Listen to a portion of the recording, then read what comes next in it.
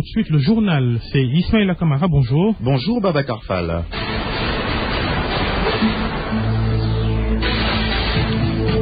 Et les titres. Retard des paiements de salaire, absence de couverture médicale, trop c'est trop, entendent les travailleurs des collectivités locales. Ils prévoient des sit-in, marches de protestation, grève générale illimitée à compter de ce mardi. Interrogé sur la question, le ministre de la gouvernance locale rassure. Abdoulaye Diouf Sarr déclare que tout va être réglé. Bientôt, une enquête pour traquer les agents corrompus dans les contrôles économiques. La révélation est du ministre du Commerce, Aliou Sarr, l'a fait savoir lors du vote du budget 2016 de son département. Le calendrier électoral reste inchangé, ainsi par le ministre de l'Intérieur. Abdoulaye Daouda Diallo répondait à une question relative à la tenue de la présidentielle en 2019. Célébration aujourd'hui de la journée des tirailleurs au camp Tiaroy. Des élèves se souviennent du massacre de Tiaroy 44. Reportage dans le focus du jour, Babacar. RFM Matin. RFM Matin. Et la seconde partie de cette édition, les sports, une présentation signée ce matin. Malal Junior Diagne.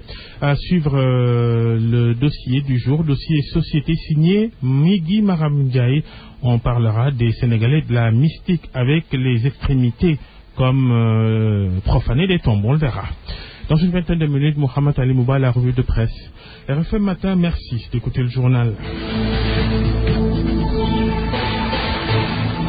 À la une ce matin, l'actualité sociale, l'intersyndicale des travailleurs des collectivités locales qui élève la voix. Ces travailleurs des collectivités locales n'en peuvent plus, Babacar. Ils dénoncent les retards notés dans le paiement des salaires, l'absence de couverture médicale, entre autres mots. D'après eux, ces problèmes sont nés de l'application de l'acte 3 de la décentralisation. Ces travailleurs organise une vaste mobilisation à partir de ce mardi. Des sit-in, marches de protestation et autres grèves illimitées sont au menu de leur plan d'action. Leur secrétaire général Sidia Ndiaye avec Ousmane Gueye.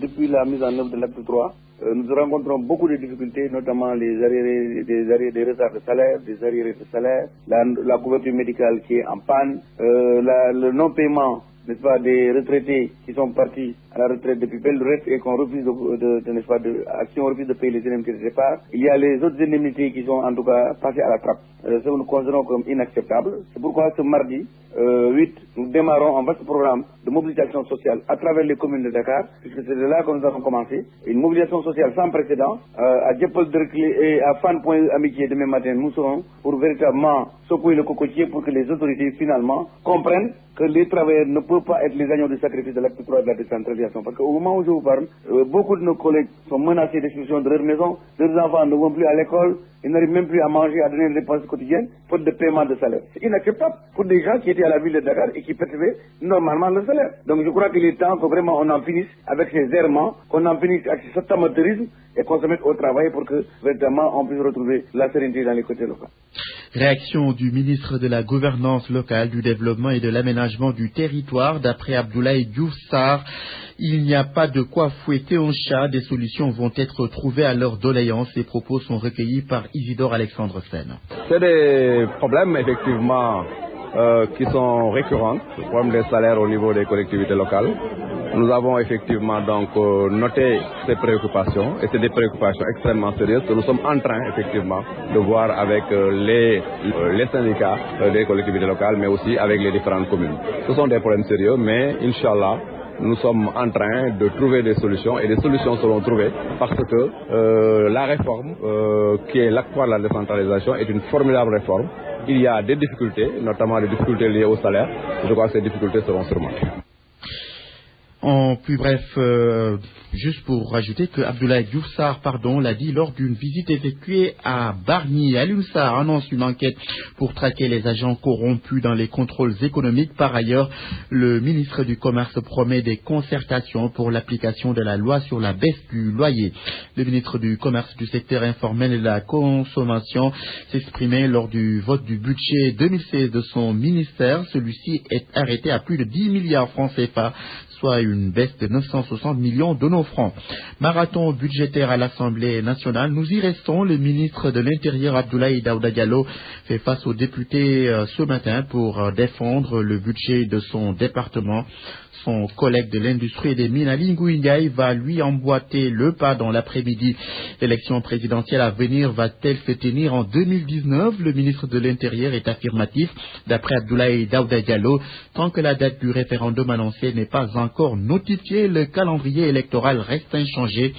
Abdoulaye Daouda Diallo, en visite hier au siège de la Sénat, annonce son code des partis. Le document est en préparation. Ousmane Gueye. Jusqu'ici, le ministre de l'Intérieur considère que la prochaine présidentielle va se tenir en 2019 et pour cause, le référendum annoncé n'est toujours pas pris en compte dans le calendrier électoral. Pour le moment, en tout cas, rien ne nous indique une date peut être arrêtée pour ça. C'est pas le cas. Le calendrier tel qu'il existe aujourd'hui ne fait état que de la tenue d'une élection législative en 2017 et donc d'une présidentielle et d'une élection locale donc pour l'année 2019. Et d'ici là, si il est décidé la tenue d'une élection référendaire, dans tous les cas de figure, on s'y adaptera, il n'y a pas de problème. C'est pas difficile parce qu'à mon avis, c'est l'une des élections les plus faciles à organiser et nos services, en tout cas, sont dans des dispositions pour pouvoir répondre favorablement à cette décision. Abdoulaye Daouda Diallo annonce aussi qu'un code des partis est en gestation. Une réunion sur la question devrait se tenir en 2016. Nous sommes depuis quelque temps sur le travail d'un code des partis. Et pour cela, on a eu à tenir quelques ateliers d'abord entre techniciens. Nous travaillons justement à partager ces conclusions avec tous les partis politiques. Nous avons décidé, donc comme on accord avec la Sénat, de pouvoir justement donc tenir ces assises, donc ces réunions dans le premier trimestre de l'année 2016. En même temps, donc, se pose la question de la rationalisation. Je rappelle quand même que nous avons aujourd'hui 255 partis au Sénégal, beaucoup, et quand on parle de leur financement, nécessairement, la question de la rationalisation aussi se posera. Autre chantier annoncé devant les journalistes, la révision du code électoral. Les travaux ne devraient pas tarder. Merci Ousmane Gueye, 7 heures passées de 7 minutes. Vous écoutez le journal sur RFM et c'est une bonne idée. Sur RFM au moins, on a des informations sûres et utiles. RFM, la radio de toute l'actualité. Et nous abordons le focus du jour, les tirailleurs à l'honneur. La journée de ce mardi 8 décembre leur est dédiée. La cérémonie officielle est prévue ce matin au camp de Thiaroye. RFM a profité de cet événement pour donner la parole aux élèves à la question de savoir qu'est-ce qu'ils retiennent de l'histoire des tirailleurs sénégalais. La plupart des élèves répondent par ceci: le massacre de Thiaroye en 1944. Ils refusent tout de même de pardonner. Vous allez l'entendre dans ce reportage de Midi Maramdiaye. Une question pour tous les élèves rencontrés. Connaissez-vous l'histoire des tirailleurs sénégalais? Un peu.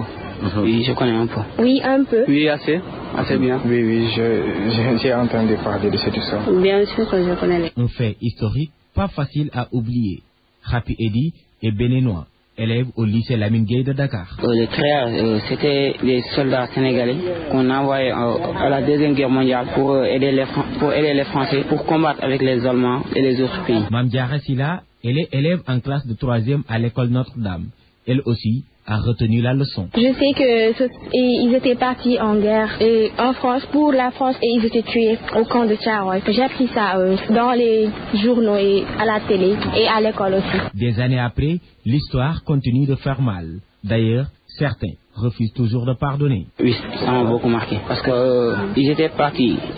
Il y a des gens morts et d'autres qui ne recevaient pas aussi leur argent. Ça, c'est impardonnable. Non, pas vraiment. Pourquoi tu ne veux pas pardonner? Parce que c'est pas normal qu'on fasse ça à des êtres humains. Ils ont fait le devoir et ils devaient rentrer chez eux, mais ils sont morts. Au contraire de ces deux élèves, Rapi Edi, le béninois, a lui voulu pardonner. Oui, j'ai pardonné parce que le pardon est universel. Si tu ne pardonnes pas ici, arrivé chez Dieu, il va te demander pourquoi tu n'as pas pardonné ton frère qui l'a fait. Ces élèves se souviennent tous de l'histoire des tirailleurs sénégalais, des Africains qui ont écrit avec leur sang l'histoire de la France lors de la Seconde Guerre mondiale. Dans ce focus du jour, RFM s'est intéressé aussi au travail d'un homme. Il s'agit de Sidi Diop. Ce dernier est le gardien des cimetières de Thiaroye 44. Il a été confirmé à ce poste par l'armée. Mantouré nous dresse son portrait. Sidi Diop, c'est le gardien du cimetière de Thiaroye 44, le lieu où ont été froidement tués les soldats africains qui ne réclamaient que leur argent pour rentrer voir leur famille après avoir vaillamment défendu la France sur tous les fronts pendant la Seconde Guerre mondiale. J'ai trouvé les cimetières dans une situation désastreuse. Il y avait des déchets partout. On voyait même des corps de bêtes décédées. Le cimetière de Thiaroye fut longtemps abandonné à lui-même. Il n'y avait que des pierres tombales qui renseignaient sur sa présence au milieu des broussailles. Sidi Diop fut celui qui, sans être désigné par personne, se mit à s'occuper des lieux. Il commença à parler des broussaillers, à installer une haie comme clôture et à appeler les passants à prier pour ces disparus qui sombraient dans l'anonymat. Je l'ai fait bénévolement. J'ai trouvé la situation. Je ne pouvais pas rester comme ça, les bras croisés. J'ai acheté des râteaux, des balais pour le nettoyage. Dans les années 90, un officier de l'armée s'émut de la situation du cimetière et de ce volontaire le signala aux autorités militaires. L'armée commença à y détacher quelques hommes de corvée qui l'aidaient à maintenir le lieu propre. En 2004, sous le magistère de Maître Wade, celui-ci prit en charge la réfection et la valorisation du cimetière. Il fit construire une maison à Sidi Diop et lui alloua une allocation mensuelle. C'est l'aide de camp qui me remet souvent une certaine somme. C'est avec cela que je vis. 37 ans que cet homme a consacré à maintenir le souvenir de hauts lieux de l'ingratitude française. Aujourd'hui, Sidi Diop se bat pour ce patrimoine. Mantouré, commémorer la mémoire des tirailleurs, c'est une fierté nationale. C'est la conviction de l'historien Cher Fati Faye, interrogé par Barthélémy Ngom. Il soutient que toute la nation doit rendre hommage à ces soldats qui ont combattu aux côtés de la France lors des 2 guerres mondiales. Nous l'écoutons. Nous pouvons la considérer comme une fierté nationale, dans la mesure où c'est simplement en rapport avec la fin du corps des tirailleurs, nous pourrions considérer, c'est-à-dire comment, après avoir rendu un service aussi important pendant les 2 guerres, et même entre les 2 guerres, comment le colonisateur va chercher à se débarrasser de ces tirailleurs. C'est à partir de ce moment que je considère qu'il y a une raison de légitimer ce corps. 7h12, vous écoutez le journal sur la RFM, la suite tout juste après ceci. RFM.